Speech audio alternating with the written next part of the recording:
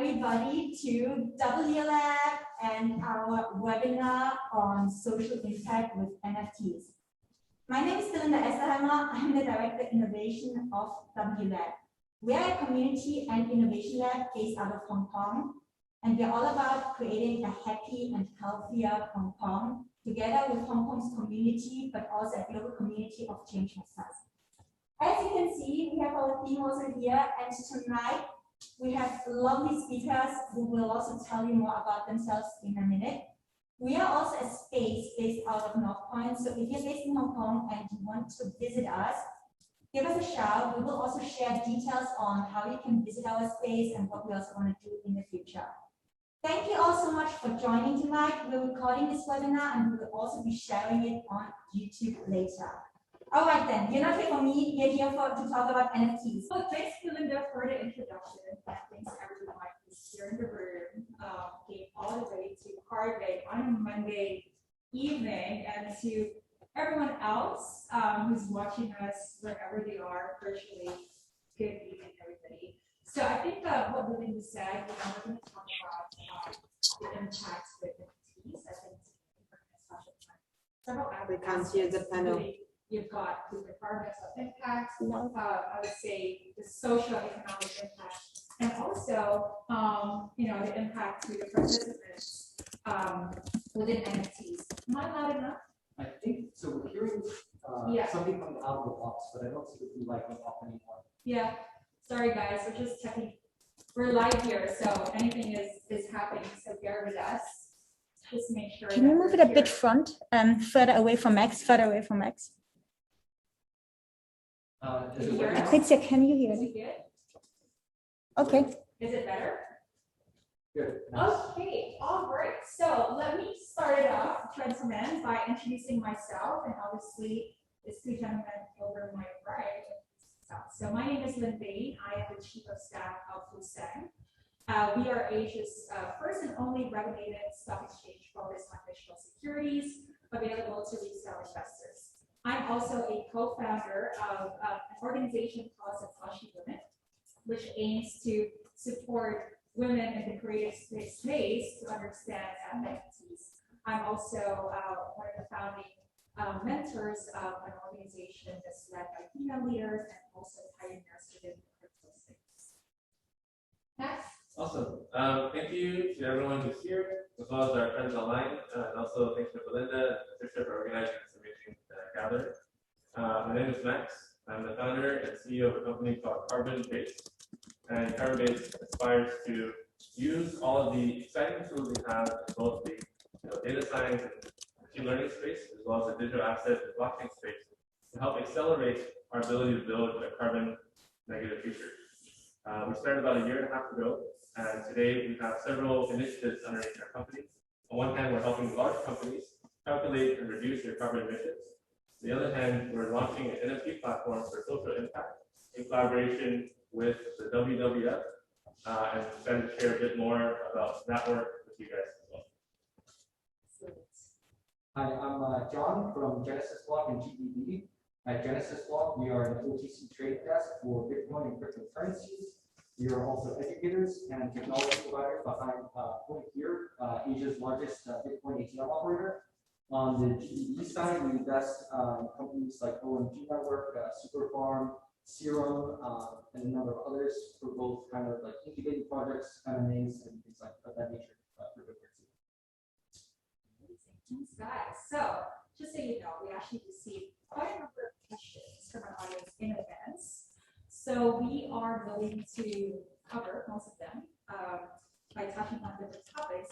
However, to start off, can someone explain to our audience what the hell are NFTs? So simple. Simply put, an NFT is a physical representation of on-chain data. So the on-chain data tells you that you own this NFT, which is typically hosted through IPFS, some sort of decentralized server or another platform. So basically, this data is not one-to-one. So if you have a Bitcoin, you can trade that for another Bitcoin one-to-one.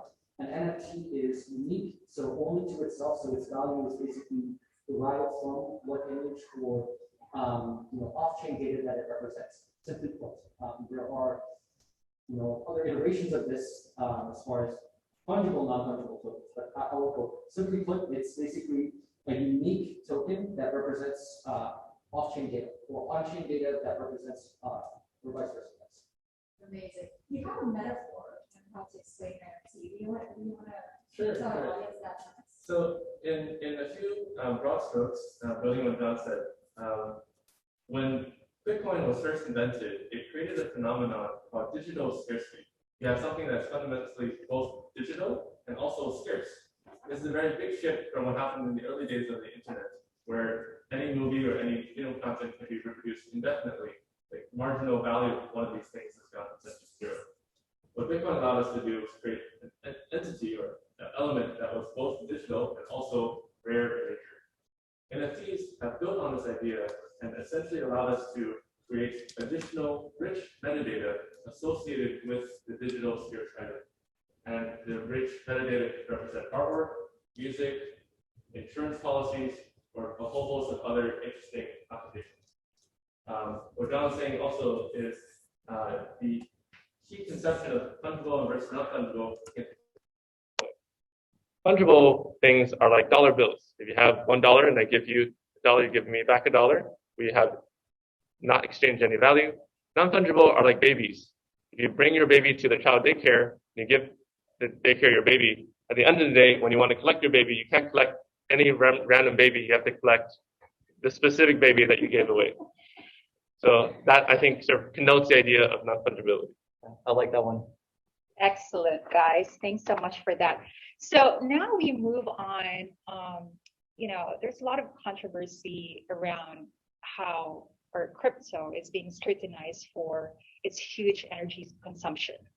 So, for example, Bitcoin mining alone generates around 37 million tons of carbon dioxide every year. This is a question for you, Max. Can you explain to us, to an average person, what does that particular energy consumption means? Sure. So according to the Cambridge Center of Alternative Finance, Bitcoin today consumes more energy per annum through mining than the country of Pakistan. And it is essentially on par with the country of Norway. Now, not all of that energy is fossil fuel energy. There also is a mix of it, which is renewables. There are multiple opinions of what this represents for us. Some people have proclaimed it to be a climate doomsday, because as Bitcoin grows in network value, more and more miners will join into the system and essentially consume increasing large amounts of electricity. My personal opinion is a bit more subtle. I believe that there actually exists opportunities to incentivize Bitcoin miners to use renewable energy in a way that can actually enrich and accelerate the transition of our total energy structure to renewables. I'm happy to share that in a little bit more detail. I believe, John, you've also experienced mining firsthand. You've sort of seen variations of mining.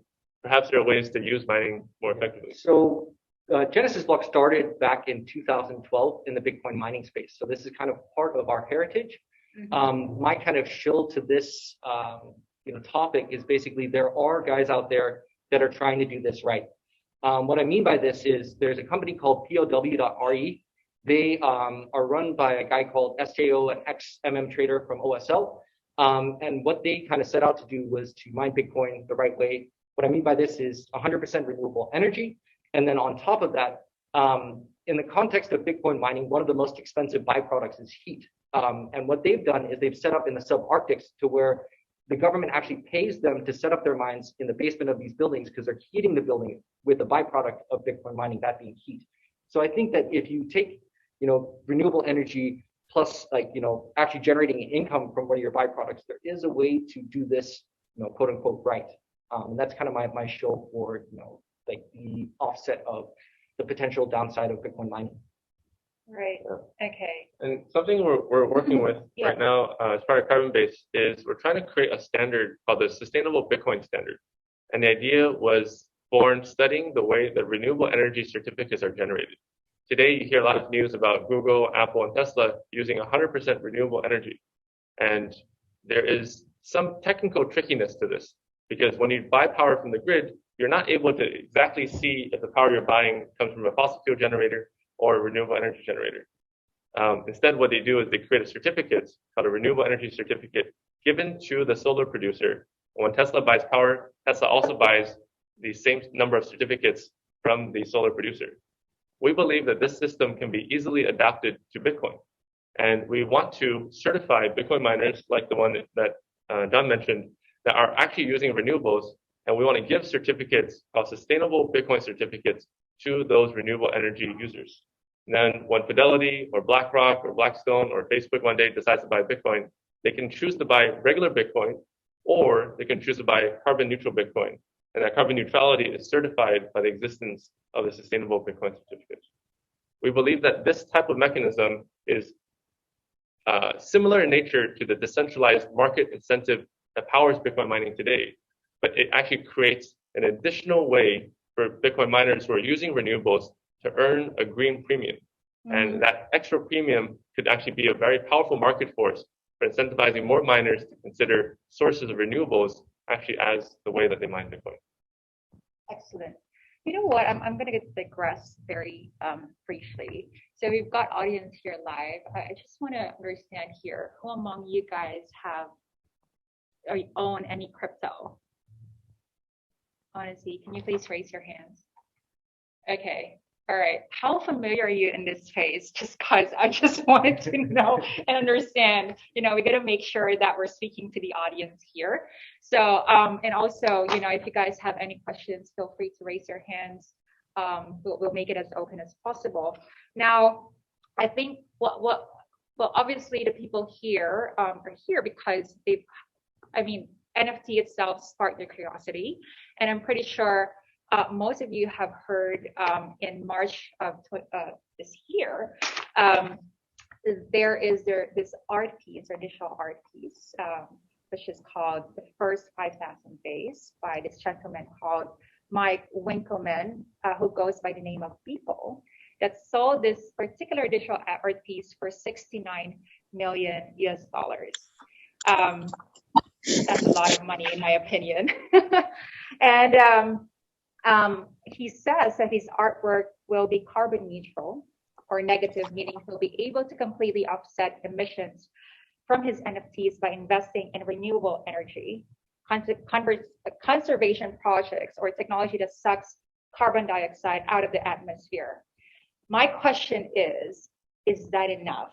Or is it more like they're saying that you're basically burning an entire house and you're just putting a single potted plant there on the burned property as a compensation? So what is your comment on that? My comment on that is, one, I'm really happy that Bibo has made that comment. Yeah. I think that all of us should actually take a stance where we are accountable for the carbon emissions that we generate. It's impossible actually to live as a human being and not generate CO2. In fact, the very air we breathe in oxygen and we emit CO2. However, most of us have lived a whole life, and society has actually been organized where we don't have to pay for the CO2 we generate. And for the first time in human history, we're starting to build an awareness of what CO2 emissions actually cost to us as a planet. Yeah. The concern that some people have said about carbon emissions being, similar to the old Vatican notion of an indulgence, where if you commit a sin, you can actually buy a certificate from the church that basically accounts for your sin, has some merit. And the merit comes from the fact that in the past, people have created credits that were not really that reliable. People actually have cheated on their way to creating a carbon credit, and that has not been able to fully physically offset the emissions they've generated. However, with the advent of IoT, machine learning, and much more rich data sets, we're actually now able to scrutinize the way that people reduce CO2 with much closer detail. Mm-hmm. And I believe that the carbon credits we create in the future can actually be meaningful. And I want to just mention on the NFT side in particular, we see a really interesting thing happening with NFTs because in the last 2-3 years of crypto has been largely relegated to the realm of traders, people who actually understand and enjoy trading in the financial world. Now with NFTs, we've actually been able to give birth to a wider audience of participants, both collecting, buying, and also creating content. And the cool thing of NFTs is that they're actually symbolic representations of meaning. And so why do people collect Bebo's piece? Because Bebo spent 5,000 days every day for 13 years creating this artwork, right? So there's a very deep proof of work that Bebo himself invested his life energy into. But beyond that, the paintings he creates echo elements, stories, myths, and other pieces of those who participated in this whole digital space. So I personally believe that NFTs are essentially an expansion of the reason for people to participate and give, for many people, the first chance to interact in this whole crypto world these days. Amazing. Thanks for that, Max. So the next question is, this is a little bit more on the technical side of things, right? So most of the NFTs right now are basically built on the Ethereum blockchain. And obviously, Ethereum is still currently on proof of work, and they're shifting on proof of stake, which they say would massively or drastically reduce the energy consumption. But that's been taking forever. They don't even know when that's going to happen, right? So my next question is, what are the alternatives out there, right? And what does that mean in comparison to Ethereum? So, I mean, this is a technical and philosophical question, right? Because in the context of BSC, which is also EVM compatible, that's Ethereum virtual machine compatible. That means that you can basically copy code from the Ethereum blockchain and paste that onto Binance Smart Chain. This is, and this is why I say it's philosophical, because in cryptos, we have, at least blockchains, we have something called the impossible triangle, right? You have scalability, you have decentralization, or you have security. And you can basically pick two, but you can't have all three. And what Binance did is basically said that, hey, we see these gas fees, they're exorbitant. What we're going to do is we're going to solve the scalability issue. But in doing so, the trade-off was decentralization. Ethereum has 11,000 plus nodes. That's the kind of decentralization facet to where no one party can overtake the network. And in the context of BSC, they have 21 nodes, 15 of which are controlled by Binance. That's why the fees are, pennies versus, up to like $50 to $100 on Ethereum. And that's why the speeds are 75 seconds versus 5 minutes. And so there's these trade-offs, right? So it is possible now, but the real question is, do you want to give up, decentralization for scalability? That's why, so the options are basically you can mint on Ethereum, which is costly. Gas fees might take a while, et cetera, et cetera. You can mint on BSC, which means that you do have the ability to mint for cheaper, but you're giving up decentralization. And then there's also another blockchain called Solana. This is, I'm pretty bullish on this blockchain just purely from a technical standpoint. 65,000 transactions per second. The transaction latency is 400 milliseconds, et cetera, et cetera. There's a lot of advantages. And in my opinion, this is the first blockchain that can potentially solve all three, because on top of decentralization, scalability, and security, they've achieved this through kind of adding more and more nodes. But there's a deeper discussion there about how do you approve these nodes, how do you get more? But there are, I think, 542 nodes versus 21 of Binance Smart Chain, and they effectively are a much faster and more decentralized blockchain in comparison. So I know that's kind of like beating around the bush a bit to answer the question, but I think that there are alternatives. But the real question is, what are you willing to sacrifice in order to get those cheaper gas fees? Yeah. Awesome. Okay, so I think we're going to move on to, so right now, most of the NFTs are actually used by artists, right? So you have, your digital art artists, how do you call it? Digital painters, I would say. You have also musicians, you've got collectibles as well. Now, there is a controversy in terms of digital art theft. And they're also seeing that the verification process for creators and NFT listings aren't consistent across platforms. Some are more stringent than others. Do you guys see, a lot of like digital art thefts in NFTs right now? Or how do you see this getting corrected, right? Because I'm just trying, I think for normal people who's not really deep into crypto space. And also Satoshi Women is helping an artist right now create and list her own NFT. And her first question to me was like, hey, how do I take care of the copyright, right? So people can just screenshot it and sell it in the marketplace. Is that how it works right now? Or how does the verification process actually go? If you guys know. So I I think don't. it varies from platform to platform, Yeah. which is also why there's a lot of discussion around when you buy an NFT, where was it, originally minted, right? Yeah. Because the credibility of a platform oftentimes determines the credibility of the NFT. I have heard horror stories of artists where basically someone went on their Instagram, they minted an NFT, and someone basically took a significant amount of money from them. Correct. But it's a double-edged sword, because if you go through a credible platform and you are like a legitimate artist and you kind of have it minted there, if anyone tries to mint another NFT elsewhere, you can say, well, this is obviously a fake because it wasn't minted on this platform.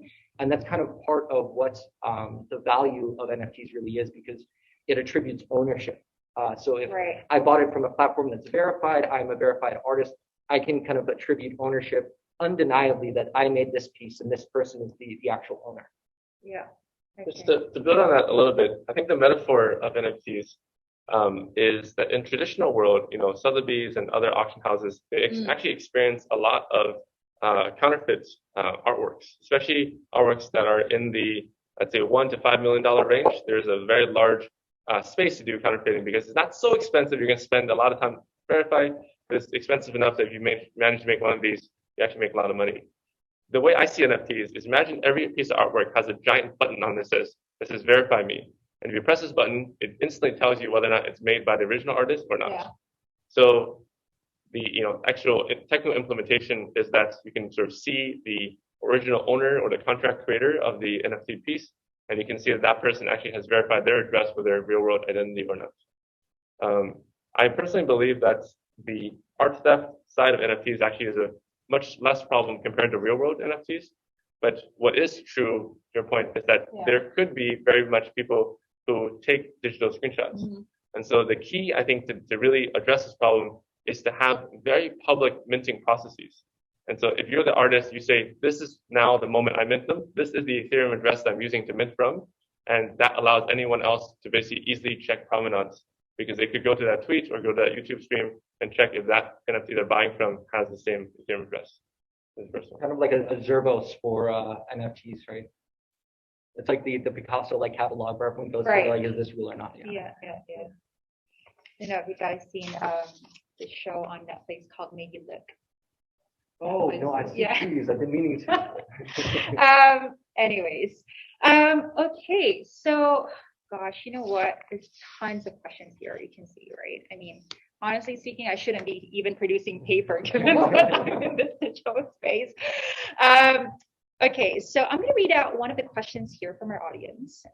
So I'll let you guys answer this. Whoever is, whoever thinks it's appropriate for you to answer this question. So here, I'm supporting a non-party political candidate running for the German parliament. And I am curious how we could use NFTs for fundraising, either in a positive way for the candidate or in a way that gives people who greatly dislike our opponents, for example, a nationally known figure, as a way to show this. So, I mean, I'll talk from a technical standpoint. Yeah. I mean, I think there's a number of ways you could do it to either have some sort of more traditional kind of auction where you auction off the piece, the proceeds go to the candidate or their party. However, this is kind of why I leaned into fungible, non-fungible tokens, like 1155 versus 721. These are the different kinds of ways you can mint NFTs. For 1155, you could basically have it to where people could put money into this and it distributes it to the candidate with different kind of tiered mechanisms. So you could get pretty technical with how you wanted the distribution process to look like, if you have different thresholds for when you put money into it, when it distributes, things like that. But yeah, I mean, I think the lowest hanging fruit would be to do some sort of NFT auction where you partner with some sort of artist or some sort of could even be community driven where people kind of submit designs that are supporting this candidate's, perhaps one of their pillars, and then take the proceeds from that and give that to the candidate without having to get in the nitty gritty of how you're going to structure the 1155. Yeah. I think just to zoom out a little bit, I think a lot of times when we look at traditional giving, either in political campaign donations or even charitable giving, the giver really doesn't have anything to show for giving away money, except in the best case scenario, maybe having their name on a plaque or having it show up on a website somewhere. if you use NFTs as a fundraising mechanism, we can actually change the entire incentive structure, because if you're trying to fundraise for $1 million for this particular candidate, we can actually create 1,000 pieces that are worth, 0.5 Ethereum each. Yeah. And you can then have people own the interesting looking NFT as a actually representation for the fact that you gave. If this particular candidate wins, or if, in the future, this campaign catches more, media attention, the very fact that the existence of these NFTs can be highlighted. And there might be people out there who are willing to pay 1 Ethereum for collecting the one that was previously purchased for 0.5. So you actually allow the donor to actually have the potential to create a secondary market for the proof of their donation. Yeah. And this, I think, is a very powerful way to connect the incredible market cap of the crypto world, where today's $2 trillion market, with actually the charitable giving actions. And that key sort of philosophical insight is actually what inspired us to start working on our NFT social impact marketplace. Because we want people to give to protect nature, but we don't want them to give for nothing. So now we've created beautiful artworks that if they were to give to nature, they can collect these artworks. And these artworks are, 1, representations of their charity, but 2, the artworks themselves may be collected in the future for additional value. Well, you know what? It's actually a very interesting point, Max, because a lot of people, they say NFT is just another casino for the rich and wealthy, celebrities, and also crypto bros. And I'm using that crypto bros because I'm going to touch upon something later that's related to women. But I think we can sort of like talk more about NFTs from that perspective, because a lot of people think, so for example, again, Beeple was sold for 69 million. The buyer called Metacoven said it's even a bargain, right? And he bought this in the middle of an economic crisis that's brought upon by COVID-19. So you start looking at how the wealth is distributed, obviously. But that's another topic to discuss later on. And then obviously you've got a few days ago, sometime last week, there was this meme called Disaster Girl that was sold for $500,000 US, right? So now the other scrutiny that NFTs actually get is that a lot of these NFT projects are all meaningless and useless, right? So now Carbon Base has its project arc, which hopefully puts a little bit more meaning onto NFTs. Perhaps you can talk more about that as to how you're sort of like incorporating NFT onto Carbon Base. Yeah, so a big inspiration for what we're doing came from attending the UN FCCC climate change conference called COP25 in 2019. I was one of 4,000 delegates who managed to get a ticket to the actual COP. And so we spent a week inside the pavilion discussing with other people from every other country in the world, what we should be doing for climate change. Greta Thunberg, who that same year made Time Person of the Year, she showed up on the 3rd day of the conference, and she brought with her 500,000 people who had traveled across all of Europe to show up on the doorsteps of the pavilion and to signal their support for actually more effective climate action. And so I have a very distinct moment of standing in the doorway. Behind me is the 4,000 delegates. In front of me is 500,000 people. And I sort of came to understand that climate change was a problem where not only were the rich and wealthy concerned, actually the majority of the people on the planet should be concerned. However, today, not many things you can do as an individual actually help promote climate action. A lot of things we do are just constrained by the choices we have available. So you don't have many choices of sustainable consumption. We're still stuck, spending money with the same crap we have. So with the NFT platform, what we want to do is we want to create a way for individuals to directly participate into actions that actually have a clear measurable goal of climate protection. And we want to do this in a way that was borderless and without any sort of local barriers. And so it seemed to me that crypto was kind of one of the answers to that particular problem. As we went through this journey, we had a very long and difficult road to convince the WWF that we were serious and should be taken seriously. And eventually they gave us the use of their logo. So we're actually now creating the first WWF branded NFTs. And the project we're supporting is very fascinating. It's a community-led conservation project in Eastern Europe, in Romania. And what they've done is they've actually taken the people who otherwise would make a living economically for themselves or for their children by shooting animals and selling their pelts for money, to now pay those same people to collect data about the existence of the animals that they would otherwise hunt and be paid the same amount of money.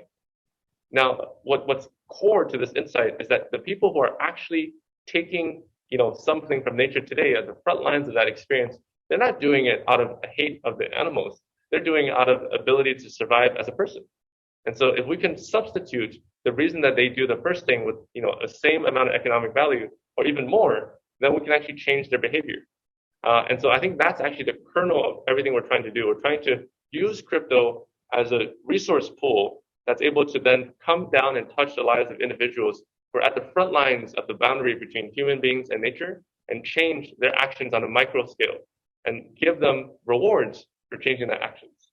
If this project succeeds, what we hope to do with ARC is really to work with many more conservation groups around the world and actually create the same economic incentive. And the final part of what we're thinking about is actually to create the concept of an endowment. Because today, if you just give someone, if someone's hungry, you give them a fish, they eat the fish, the next day they need another fish. But if we can use crypto to create a decentralized finance endowment that pays out 10% yield on an annual basis, that could be enough money to sustain the existence of these conservation programs for 5, 10, 20 years. And I think that actually can really change the landscape of what conservation looks like. So that's why we're very excited at ARC about what the role of NFTs can play.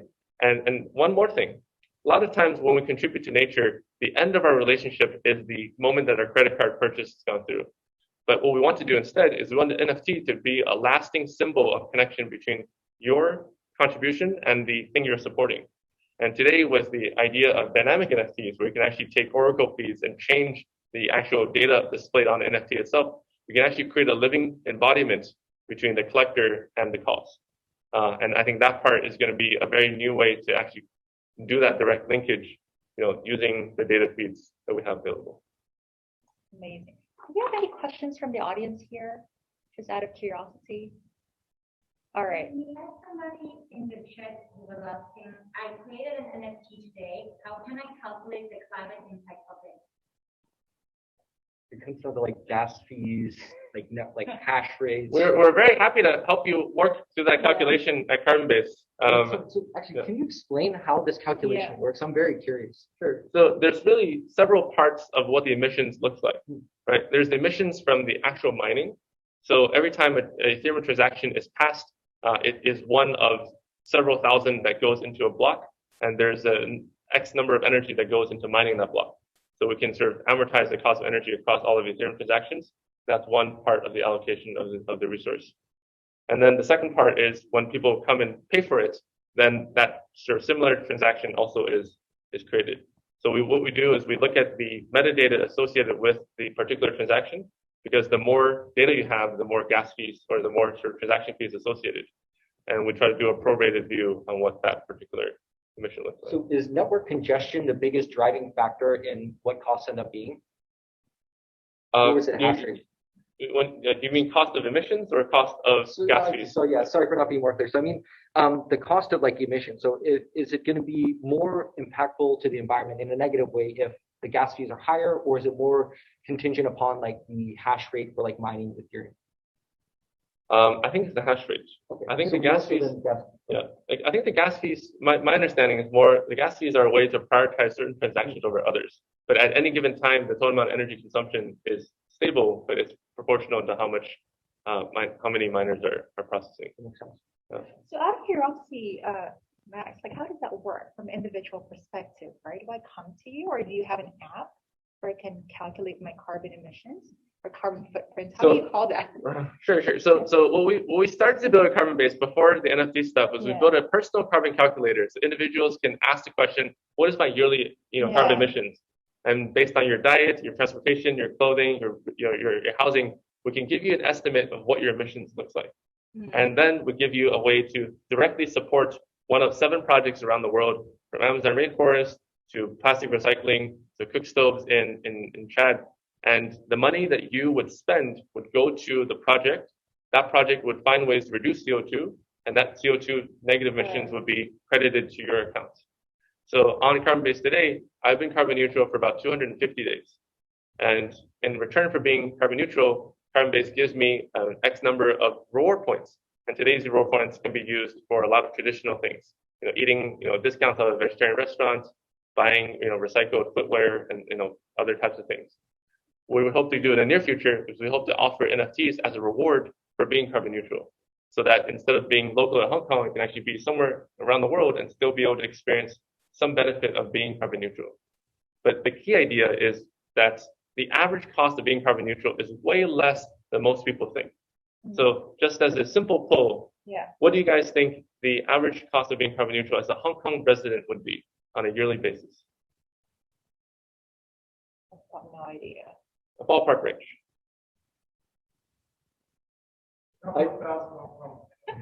Okay, so one suggestion: several thousand Hong Kong dollars.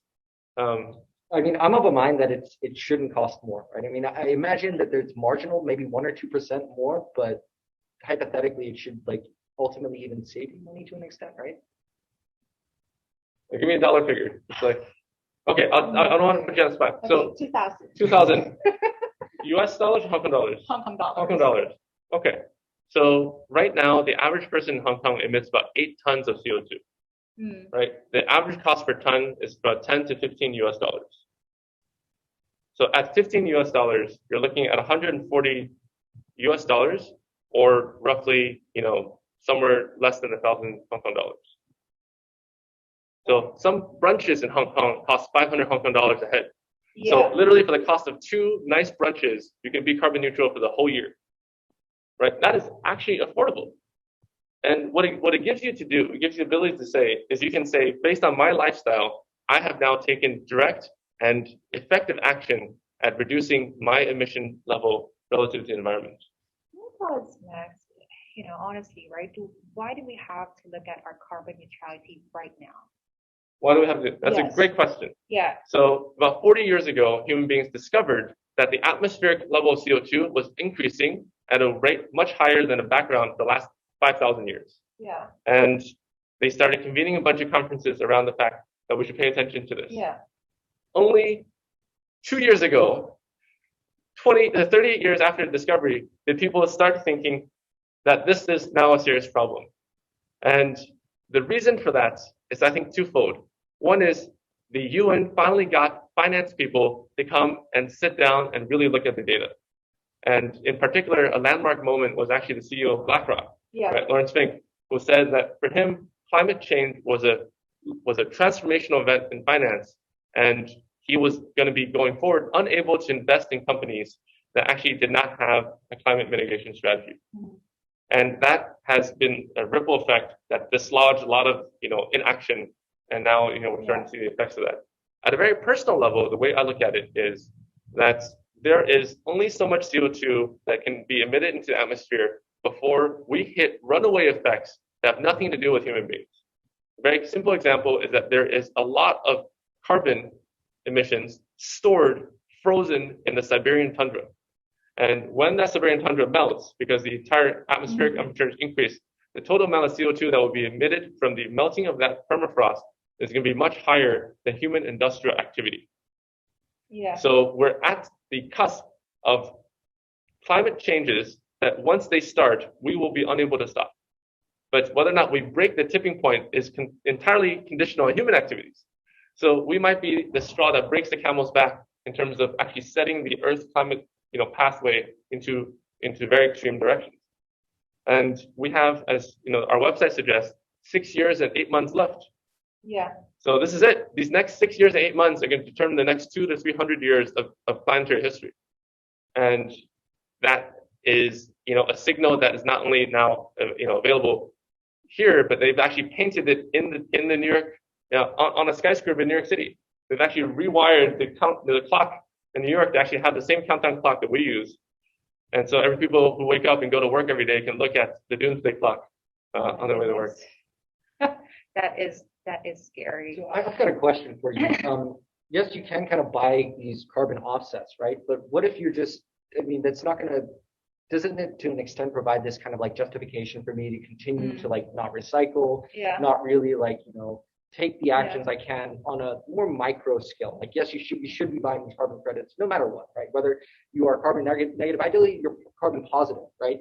But like, so have you seen any sort of like correlation there, or is there any kind of fear that like, people might be buying these carbon credits, but that'll kind of justify them living like a kind of like not so healthy lifestyle as far as like carbon emissions? I think that is an excellent question. It is very, very core. But I'll be honest, the people who have asked me that question are usually not carbon neutral. I have not met a single carbon neutral person who asked me that question. And that's fascinating, right? Because once you go carbon neutral, what it essentially says is you're making an emotional commitment to the fact that you're now personally responsible for your carbon emissions.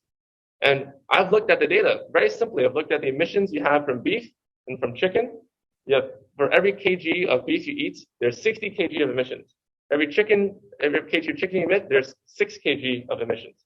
So it's a 10x difference, right? And because I'm a data person, I cannot eat beef with a good conscience anymore. Are Right? you vegan now? No, I only eat non-beef items. But the non-beef I eat, I offset right with my emission choices. Right. So what I'm trying to say is this is also true for companies. When companies become carbon neutral or make the pledge to become carbon neutral, even if they want to cheat or even if they want to sort of use that as an excuse, somewhere in their psychology, they're now feeling that they should think about the emissions. Versus most people who are not carbon neutral have zero consideration. That's an interesting insight. I like that. I think we're going to talk about your carbon neutrality later. I'm not there yet. I'm jumping more on that guy. Yeah. But I want to actually ask a little bit more of your work with Satoshi Women. No, it's actually very interesting. I'm actually going to segue now there. Perhaps, let me ask you this question first. So do we really have to pay attention onto NFTs right now? Do I need to get involved in some shape or form in NFTs? Perhaps from an investor perspective, right? Because a lot of people are experiencing a lot of FOMO. So I get like messages from random people on my Instagram saying like, hey, how do I buy NFT? My first question is, have you ever bought a cryptocurrency? Have you bought Bitcoin, Ethereum before? I said, no. I said, okay, so why do you want to buy NFT? Because there's so much buzz around it.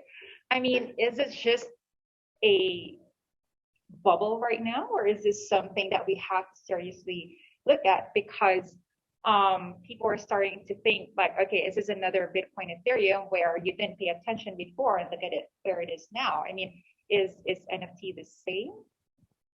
Conceptually, yes, but I don't think now is not the time to be investing in NFTs. I don't think. I mean, I think conceptually this is a nice way for people who don't have a technical background to enter into the crypto space. Understanding wise, yes, definitely important for them to pay attention. As far as spending money there, I think this is something kind of like, the .com boom where at the end of the boom, like the bubble burst, but we had like Google and like, some phenomenal companies that came out of it. Right now, there's so many different platforms. There are going to be some that survive this, and there are going to be platforms that, had you invested now, you would have made a bunch, but there's going to be millions of others that go under because it is, like you said, a bubble right now. Yeah. And not financial advice, my personal perspective. Yeah. But I think understanding-wise, it is important to understand like NFTs because it's an easy way for non-technical people to understand something that can be quite technical. Fantastic. So going back to your question, Max, sorry, Belinda. I also have one question from the audience. What do you think are other social impact areas that would be appropriate for NFTs? So I think it's a great question. In our own conception, there's these 17 SDGs, the Sustainable Development Goals that the UN laid out as actually being guiding principles for corporates and individuals to consider the types of sustainable impact that they should create. Our belief is that climate action, which is goal 13, is one of the most pressing goals because it percolates into every other one. If the environment is worse to live in, our ability to provide quality education for minorities, our ability to provide fair working environments, our ability to protect land on both, for life of both land and water are all going to be severely impacted. However, I believe that we should actually create NFTs around the 13 goals. And my sort of bequest actually to digital artists around the world is as you think about the ability for you to make a living actually selling, digital art into the ecosystem, I think it's really important to think if you can actually take a portion of your proceeds and actually use it to give to the parts of the world that need it most. And I think in some ways NFTs actually are very well suited for this because you can actually create with very little cost and very little carbon emissions, incredible pieces of artwork that reflect the symbolic value of protecting one of these 17 SDGs. And this is a part where I'm really passionate about, and I really want to work with as many artists as possible, actually to sort of connect their ability to create with the types of impact that are worth protecting. Excellent. So just going back to what Max mentioned, thanks for that. And by the way, these two guys are very good supporters of Satoshi Women. So Satoshi Women, we've formed this together with another lady who, Vivian Koo, who is the ex-COO for BitMEX. She was also with Goldman Sachs for about 20 years. So the idea why we built Satoshi Women is that we notice, or we recognize the fact that there's very, very low participation of women in the crypto space in all aspects. So whether as an investor, whether as an actual participant, right? So say, for example, an NFT, there's not a lot of women artists who actually have participated in this, let alone buyers, right? So we created this organization in the hopes to actually provide education, provide support to women who wants to get into this space, and again, all aspects of it, right? So whether creating an NFT or just getting educated on cryptocurrencies as a whole. So just so you know, for Bitcoin itself, there's only about less than 20% of that who are actually women who own Bitcoin. That's very low. And I'm sitting here with two amazing guys, and this is basically crypto, right? There's very, very low percentage of women in this space, hence, the term crypto bros. And I think in the grand scheme of things as well, and again, John, perhaps, you can give insights on this. We just don't want to be left behind, right? So decades and decades ago, a lot of these financial instruments were actually created to suit men because they're the ones who's generating income, and women in the past, a lot of women were housewives, right? But that's changed right now.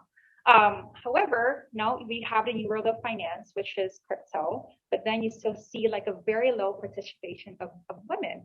And we really don't want to be left behind. So the idea of, again, Satoshi Women and also the leadership group that I'm one of the founding mentors is that we want to provide opportunity to women to really understand this space and not really get behind. And John has a very good point in terms of, are we really behind? Can we catch up?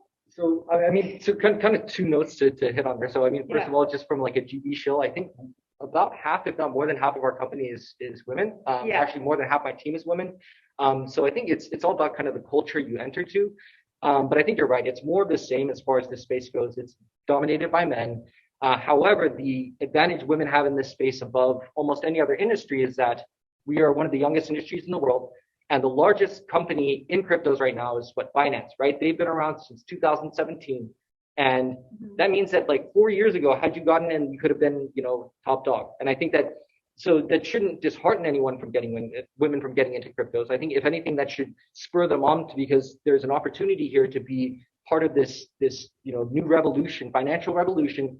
And by getting in, a year ahead of the next guy, you basically have 10 years of experience because, like they say, a year in cryptos is 10 years anywhere else. So I think that, yes, this is a problem, like our industry, like any other industry, but I think the opportunity is greater here because we are so young and that there is such an ability to be a part of this new industry taking shape. Yeah, absolutely. You have more comment on that? Yeah. Is there a good way to use NFT for positive and social impact without getting into the carbon footprint discussion? It seems like a minefield for anyone trying to do this. So one quick comment on one piece, and then I'll respond to this. So, similar to what John's saying, Carbon-based itself also is very women sort of represented. I think we had a retreat on Friday, and we had maybe 75% of our physical people in Hong Kong actually are female, and 25% are male.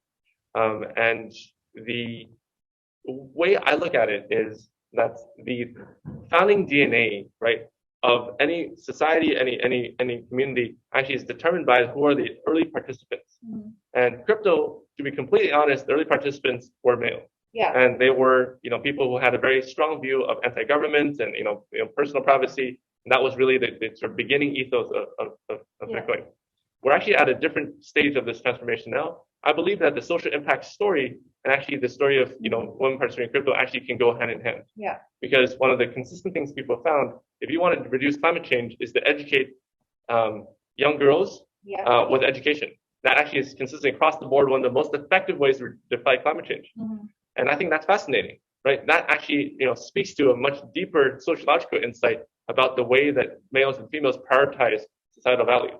So I believe that as crypto is going through this next growth stage of trying to become a meaningful part of society without actually being destroyed either on the carbon story side or even at a sort of negative general industry perception side, the position and participation of more females in crypto actually is going to be part and parcel of that solution. Absolutely. And also, my day job, Fusang, we are also very supportive of women.